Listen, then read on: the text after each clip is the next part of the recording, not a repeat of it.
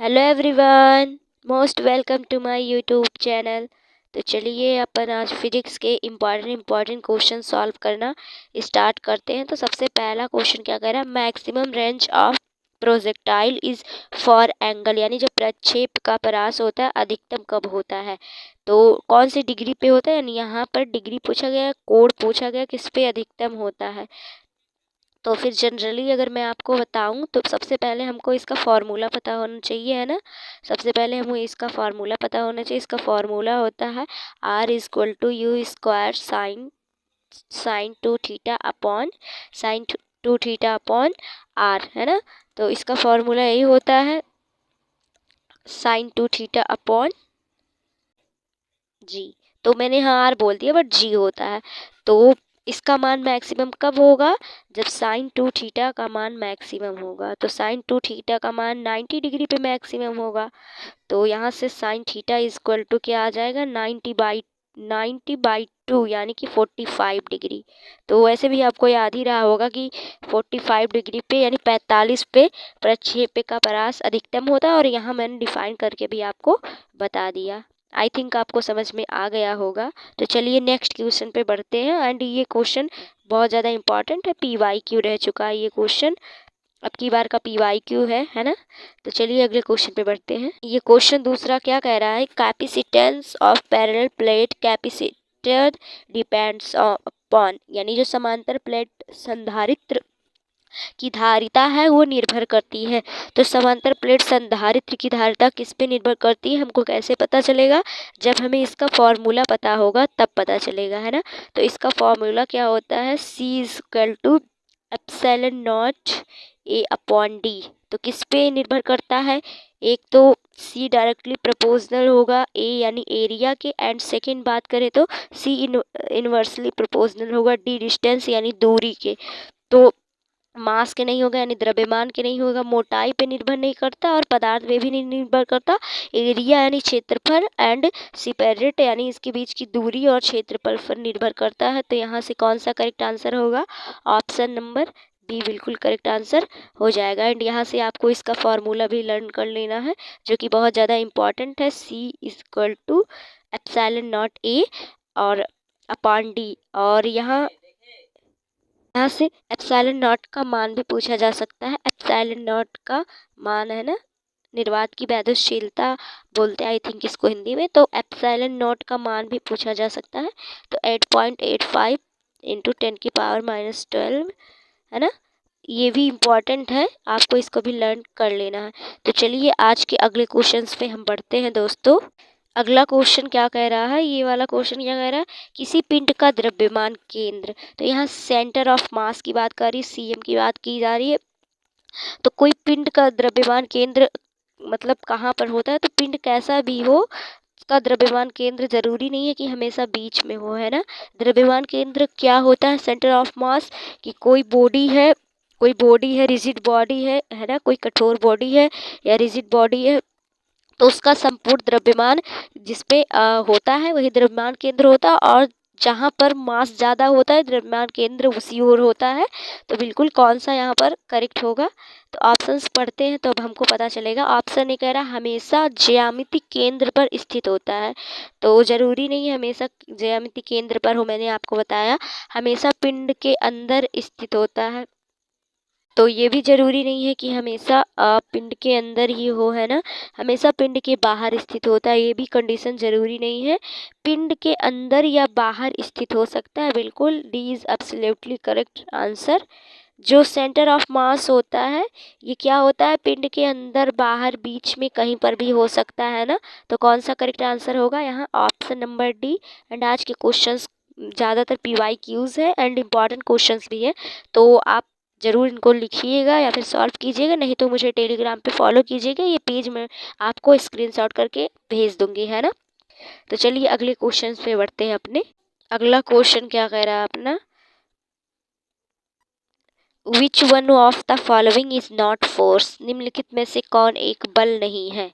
तो कौन नहीं है, इम्पल्स नहीं है, यानी कि जिसको हिंदी में आवेग बोलते हैं, इम्पल्स का मतलब आवेग होता है हिंदी में, इम्पल्स का मतलब आवेग होता है। और टेंशन का मतलब तनाव होता है। थ्रस्ट का हिंदी मतलब क्या होता है? थ्रस्ट का हिंदी मतलब होता है प्रणोद, प्रणोद है ना। और वेट भार, तो कौन सा फोर्स नहीं है? तो यहाँ आवेग जो है, इम्पल्स जो है, ये करेक्ट आंसर होगा। आवेग कोई बल नहीं होता, इम्पल्स कोई फोर्स नहीं होता है। टेंशन यानी जो जिसको हम तनाव बोलते हैं, थ्रस्ट यानी प्रणोद, और वेट यानी भार, ये सब क्या है? ये सब फोर्स हैं, है ना, ये सब फोर्स हैं, ओनली इम्पल्स यानी आवेग को छोड़कर। तो अगला क्वेश्चन क्या है अपना? क्या कह रहा है ये वाला question? Which is the formula for motion in a straight line, यानी सीधी रेखा में गति का कौन सा सूत्र सही है? तो गति के 3 समीकरण होते हैं। पहला होता है v equal to u plus a t, second होता है s बराबर हाफ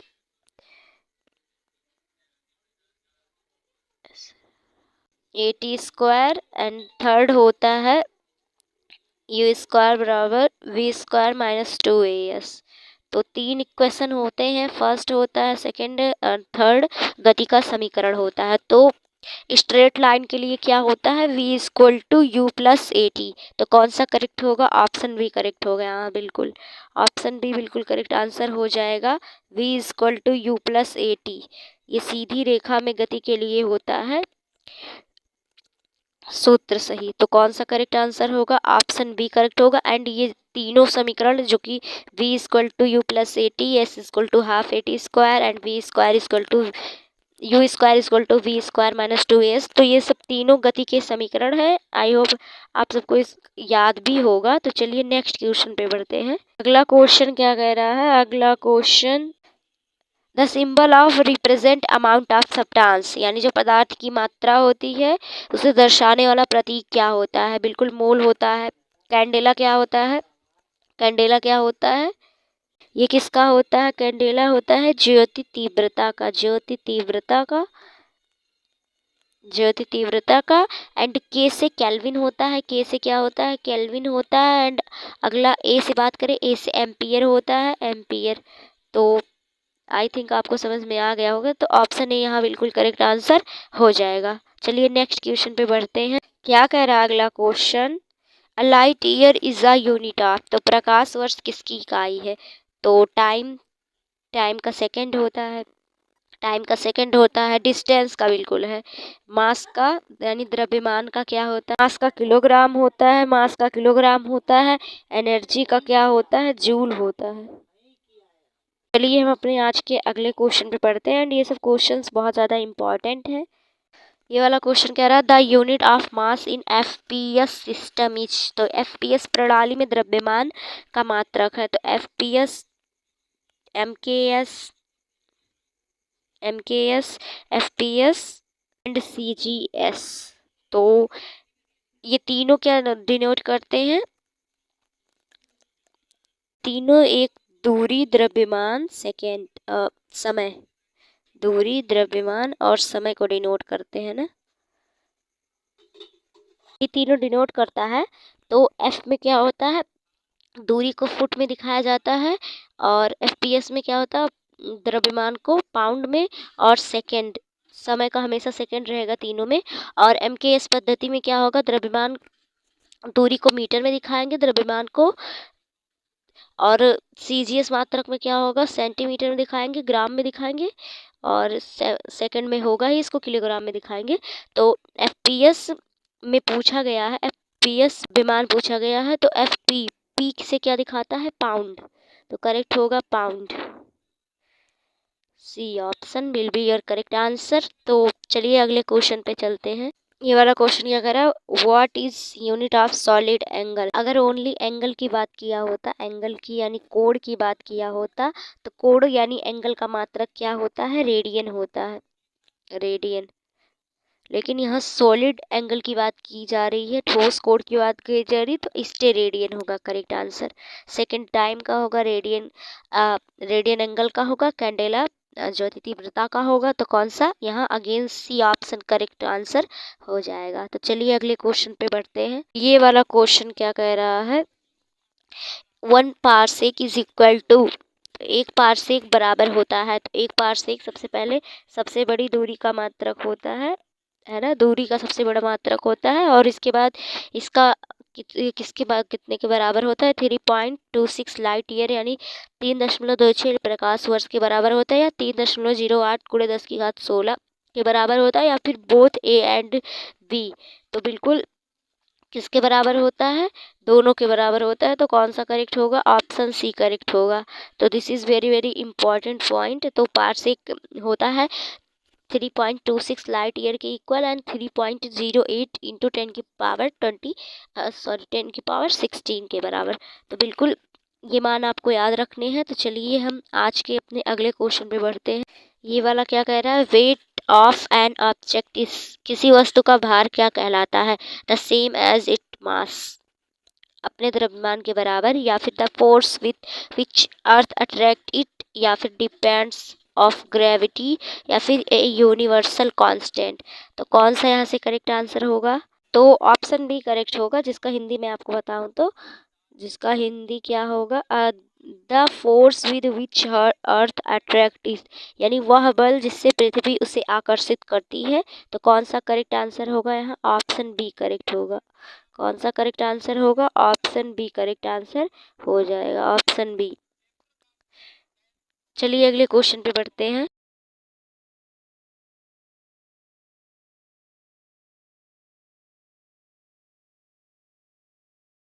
तो अगला क्वेश्चन क्या कह रहा है अपना, what is the value of gas constant, यानी जो गैस स्थिरांक होता है, जो आदर्श गैस होता है अपना, पीवी बराबर एनआरटी, पीवी बराबर एनआरटी है ना। तो इसका क्या होता है कि क्या इसका मान क्या होता है, जो आर होता है, जो आर होता है सार्वत्रिक गैस नियतांक होता है, यानी गैस कांस्टेंट होता है। तो इसका वैल्यू कितना होता है, तो ऑप्शन ए कह रहा 8.314 जूल मोल पर मोल पर केल्विन, या फिर ऑप्शन बी कह रहा 8.314 एटीएम पर मोल और पर केल्विन, एंड सी ऑप्शन कह रहा 0.0821 litre ATM mole inverse kelvin inverse. तो कौन सा, ऑप्शन सी करेक्ट होगा। एंड ये मान आपको डायरेक्टली याद ही करना पड़ेगा, ऐसे देखिए घूम जाएगा दिमाग, जैसे ये तीनों ऑप्शंस दिए हैं। इसके लिए आपको इसका डायरेक्टली मान ही याद करना पड़ेगा। जो सार्वत्रिक गैस नियतांक होता है क्या होता है, 0.0821 litre ATM mole inverse kelvin inverse, इसका क्या होता है, मान होता है, मात्रक होता है। तो अगला क्वेश्चन क्या कह रहा है, ये वाला क्वेश्चन कह रहा है the earth atmosphere is held by the, यानी जो पृथ्वी का एटमॉस्फेयर होता है, ये किसके कारण बना रहता है, पृथ्वी का एटमॉस्फेयर किसके कारण बना रहता है, हवा के द्वारा, क्लाउड के द्वारा, अर्थ मैग्नेटिक फील्ड के द्वारा, ग्रेविटेशनल, तो गुरुत्वाकर्षण के द्वारा बिल्कुल बना रहता है पृथ्वी का एटमॉस्फेयर, गुरुत्वाकर्षण ग्रेविटेशनल फोर्स की वजह से बना रहता है। तो ऑप्शन डी करेक्ट होगा, पृथ्वी का एटमॉस्फेयर, यानी पृथ्वी का एटमॉस्फेयर किसके द्वारा बना रहता है, एटमॉस्फेयर का मतलब क्या होता है, वायुमंडल है ना, वायुमंडल। तो पृथ्वी का वायुमंडल किसके द्वारा बना रहता है, the earth atmosphere is held by the, तो ग्रेविटेशनल फोर्स यानी गुरुत्वाकर्षण बल के द्वारा। और गुरुत्वाकर्षण जो बल होता है, इसका फॉर्मूला क्या होता है, इसका फार्मूला भी बहुत ज़्यादा इम्पॉर्टेंट है, F=G m1m2 अपॉन आर का स्क्वायर, जो कि F जो होता है ये डायरेक्टली प्रोपोर्शनल होता है द्रव्यमान यानी मास के, इनवर्सली प्रोपोर्शनल होता है उनके बीच की दूरी के वर्ग के स्क्वायर के, है ना। तो ये अगले क्वेश्चन पे बढ़े आज। ये वाला क्वेश्चन क्या कह रहा है, what is the standard value of acceleration due to gravity on the earth's its surface, यानी जो पृथ्वी की सतह पर गुरुत्वाजनित त्वरण का मान कितना होता है। तो this is very basic and important question, 9.8 metre पर सेकेंड स्क्वायर, मीटर पर सेकेंड स्क्वायर। तो कौन सा करेक्ट आंसर होगा, ऑप्शन नंबर बी करेक्ट हो जाएगा। तो अगले क्वेश्चन पे बढ़ते हैं। अगला क्वेश्चन क्या कह रहा है अपना, पृथ्वी की सतह से पलायन वेग कितना होता है। तो पृथ्वी की सतह से हमने अभी पढ़ा, तो अब की बार पलायन वेग यानी जो the escape velocity from the earth surface is approximately. तो एस्केप वेलोसिटी की बात की जा रही है, पलायन वेग का। तो कितना होता है इसका पलायन वेग का? तो बिल्कुल इसका करेक्ट आंसर कौन सा हो? तो ऑप्शन ए कह रहा है 112 किलोमीटर पर सेकेंड। ऑप्शन बी कह रहा 1.12 किलोमीटर पर सेकेंड। ऑप्शन सी कह रहा है 11.2 किलोमीटर पर सेकेंड। तो पृथ्वी की सतह से एस्केप वेलोसिटी कितना होता है? 11.2 किलोमीटर पर सेकेंड। तो करेक्ट आंसर क्या होगा? ऑप्शन नंबर सी करेक्ट होगा। आई थिंक आज के क्वेश्चंस आपको बहुत ज़्यादा अच्छे लग रहे होंगे। तो चलिए अगले क्वेश्चन पे बढ़ते हैं दोस्तों। ये वाला क्वेश्चन क्या कह रहा है? चंद्रमा पर गुरुत्वजनित त्वरण लगभग कितना होता है? तो 9.8 मीटर पर सेकेंड स्क्वायर के पृथ्वी के गुरुत्व के बराबर, या पृथ्वी की गुरुत्व का 1/6 भाग, या सी डी ऑप्शन कह रहा है पृथ्वी के गुरुत्व का 1/2 भाग। क्या क्वेश्चन कह रहा है कि चंद्रमा पर गुरुत्वजनित त्वरण का मान? तो पृथ्वी के गुरुत्व का 1/6 भाग, पृथ्वी की गुरुत्व का 1/6 भाग। तो ऑप्शन सी यहाँ करेक्ट आंसर हो जाएगा। ऑप्शन सी करेक्ट हो जाएगा। ये वाला क्वेश्चन क्या कह रहा है? वैल्यू ऑफ जी इज, यानी जो जी का मान है होता है मैक्सिमम एट पोल, यानी ध्रुव पर अधिक होता है, या मैक्सिमम एट इक्वेटर, यानी जो इक्वेटर है इस पर अधिक होता है, या फिर सेम एवरीवेयर, सभी जगह समान रहता है। तो जी का मान अधिक एट पोल, यानी पोल पर, यानी जो ध्रुव होते हैं ध्रुव पर होता है। जी का मान किस पर अधिक होता है? ध्रुव पर होता है ना। तो कौन सा करेक्ट होगा? ऑप्शन नंबर ए यहाँ बिल्कुल करेक्ट आंसर हो जाएगा। जी का मान ध्रुव पर अधिक होता है ना, मैक्सिमम एट पोल्स। तो ध्रुव पर अधिक होता है। जी का फॉर्मूला क्या होता है? जी इक्वल टू होता है दोस्तों F r² upon m1 m2, जो कि ग्रेविटेशनल फोर्स के फॉर्मूले से निकलेगा। तो ग्रेविटेशनल फोर्स का formula F=G m1 m2 upon r² होता है। तो यहाँ से हम जी का मान निकालेंगे, F को इधर भेजेंगे, r² ऊपर आ जाएगा, तो ऐसे हो जाएगा, इसका मान डिफाइंड हो जाएगा। तो चलिए अगले क्वेश्चन पे बढ़ते हैं, एंड ये आज का लास्ट क्वेश्चन है। मेरा question, which force is responsible for keeping the planets और इन ऑर्बिटल अराउंड द सन? कौन सा बल ग्रहों को सूर्य के चारों ओर कक्षा में बनाए रखता है? तो कौन सा बल है? मैग्नेटिक फोर्स है, यानी चुंबकीय बल है, न्यूक्लियर फोर्स यानी नाभिकीय बल है, या ग्रेविटेशनल फोर्स यानी गुरुत्वाकर्षण बल है? तो ग्रेविटेशनल फोर्स है, गुरुत्वाकर्षण बल है, बिल्कुल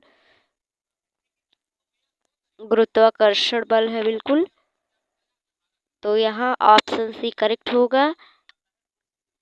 सो थैंक यू। ये थे आज के क्वेश्चंस। आपको आज के क्वेश्चंस कैसे लगे कमेंट में बताएं।